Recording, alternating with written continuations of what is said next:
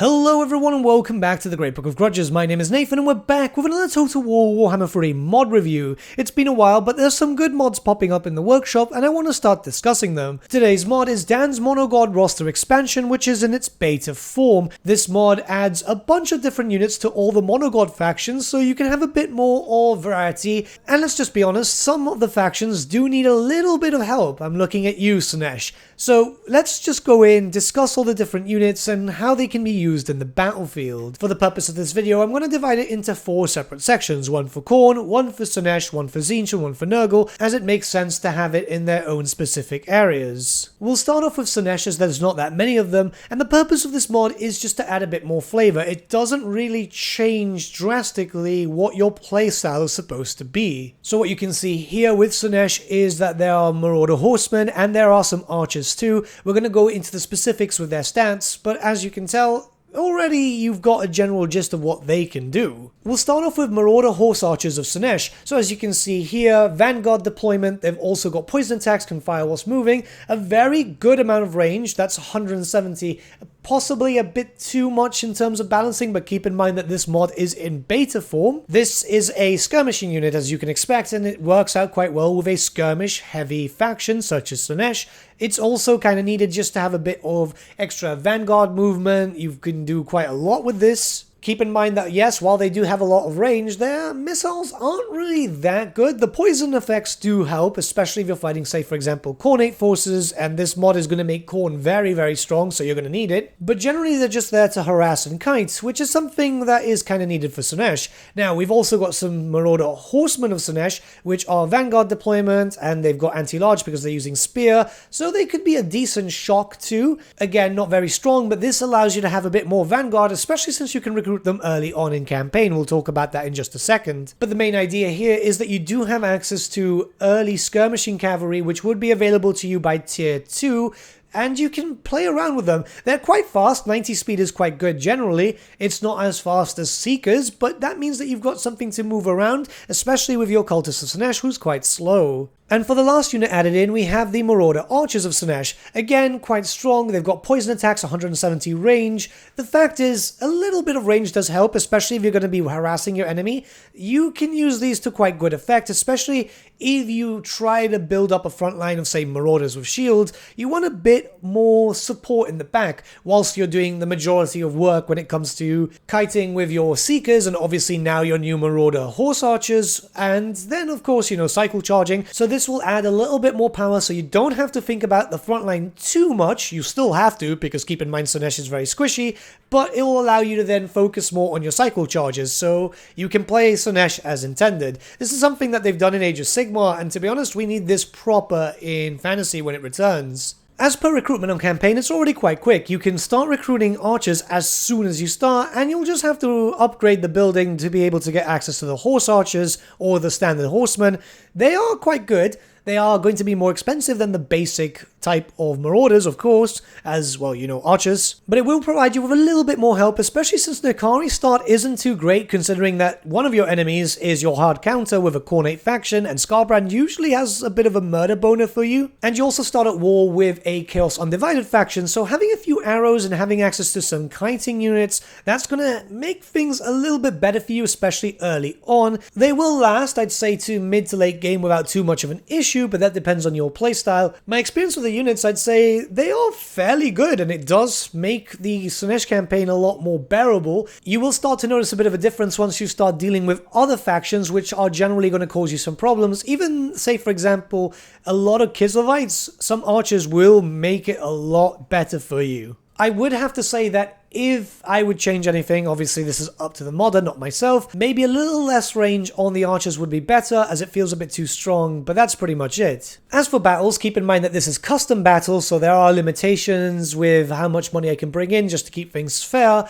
it doesn't really change your playstyle. Like I said, you'd still want to bring in some Chaos Spawn because the Chaos Spawn are going to be your heavy hitters. You do want to bring in some Chariots and obviously Cavalry with Seekers because they are objectively better than any other of your cav. Marauders will still be relatively useful until later game when you can start focusing on Exalted Demonettes, but I think that they'll still help quite a bit. The Archers were very, very useful here. This is a battle that I struggled against. I was fighting against a lot of Exalted Bloodletters. There is an obvious hard counter here. Since your magic is a lot weaker against Khorne, it does help to change your playstyle. Working around with skirmishing did help, and kiting with the Marauder Horsemen was very useful, and the game feels so much better as the Slaanesh faction having access to some kiting units. So yeah, the Marauder Horse Archers, absolutely wonderful. Alright, so now we're going to move on to Khorne, and Khorne by far has the largest amounts of units available at the very moment, mostly focusing around a lot of different variants, but the variants themselves are quite cool. You can see the Chaos Chosen with the skull losing a bit of armor. The units themselves look fantastic, especially the Chosen. Those are super awesome. Now let's be very honest, Khorne doesn't need unit variety as Khorne is quite strong as it stands, but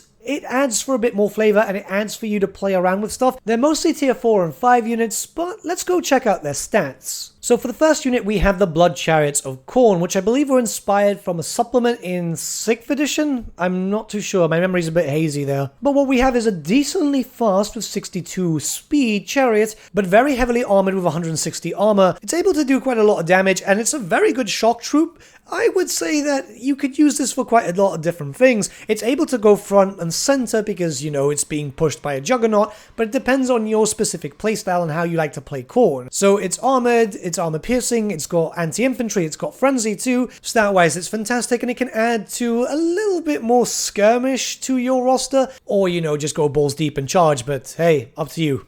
Next, we have the Chosen of Khorne, which look absolutely amazing. I just really love the look. I've said it before, but it bears repeating.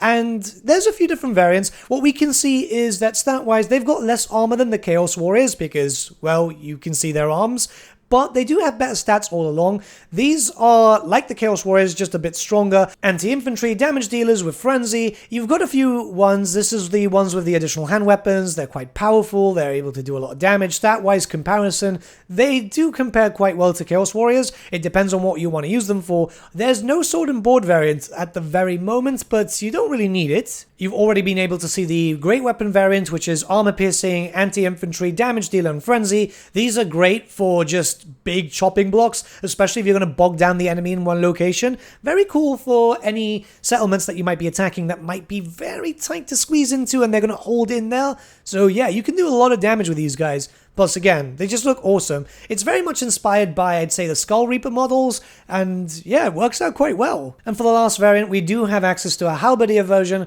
which is anti-large, damage dealer, and frenzy. I feel like Chaos is lacking from a lot of anti-large, like, well, every Chaos faction's kind of lacking from it. Khorne does better, but if you want a bit more, well, this is definitely the mod for you, and I feel performance-wise they do okay. They're strong, but then again, they're a kind of last-tier unit, so you kind of expect them to be strong. Now, if you're asking why we're not getting that many demons, it's just because there's not that many demons to work with that is missing, so the modder has really tried to do as much as possible. And finally, we have the Chaos Knights of Khorne and the Chaos Knights with Lancers. So there's two different variants here. I see them as quite well, you know, they're very heavily armored, they've got good stats, very good speed. 75 is quite good, especially for something that you're not really focusing on too much. There's not a lot of speed with the Khornate forces. I would say out of all of them, I've probably been using these a lot less, mainly because I've been focusing more on the Chosen and the Blood Chariot, but these are still very useful. It depends on how your playstyle goes, and if you want some heavy hitting cav, mostly I'd focus on Skull Crushers and Blood Crushers, but these do work quite well too. So you can recruit all these units in campaign, and you won't get access to them until tier 4, tier 5. Yes, they're late game units, which is expected. They are split up between two different building trees, and they can both be found in advanced military, as you can see. The great thing is that they're all linked up to pretty much your core buildings, so as you start expanding and as you start building, you're going to naturally get them. It's not too much of a hassle going for something else. The units themselves are going to be quite expensive, I will be very honest with you, but they are quite strong, and the most important thing is that you're going to have some variety when it comes to your campaign, as right now, because they are vanilla-based factions and we don't have any DLC, you kind of notice the lack of units. In terms of battles, you can tell they're very expensive as I'm fighting the same Khornite force as I was doing with Slaanesh, but unfortunately I am bringing a lot less troops. However, the Chosen themselves, these are the ones with the additional hand weapons, are very powerful. They can hold for quite a bit. I was able to move around with my knights and hold down the enemy and just trying to do as much damage as possible, break them up. It's not going to change your playstyle whatsoever. If anything, it's adding more rage to your forces, so you're going to keep playing Khorne exactly the same way as Khorne was intended. It's going to be a very vanilla experience just with some extra units, which I think is what a lot of people want when they go for unit mods. Keep in mind that Bloodletters will still do a lot of damage, and you still want to have Exalted Bloodletters. They are a key unit when it comes to Khorne, but mixing around, especially with a few different Chosen, that would be quite good for a late tier army. Let's move on to TZEENTCH, and as you can tell, not a lot of units are being added in. However, it's all mortal, and it's very needed armor. Let's just be very honest about that. So let's start looking at all the individual units and see how powerful they are. Knights of TZEENTCH with Lancers are going to be a nice addition here. It's just really changing up the standard Chaos Knights of TZEENTCH which we got in vanilla and giving them a weapon which honestly would be a lot better, and it's a shame that we didn't have this in vanilla. It's another shock unit, and it's going to help quite a lot because it'll keep you mobile whilst your gun line is still firing. Plus, you know, heavily armored, 120 armor, they're shielded too. They're able to do quite a bit, and I feel like it's something that we need in vanilla.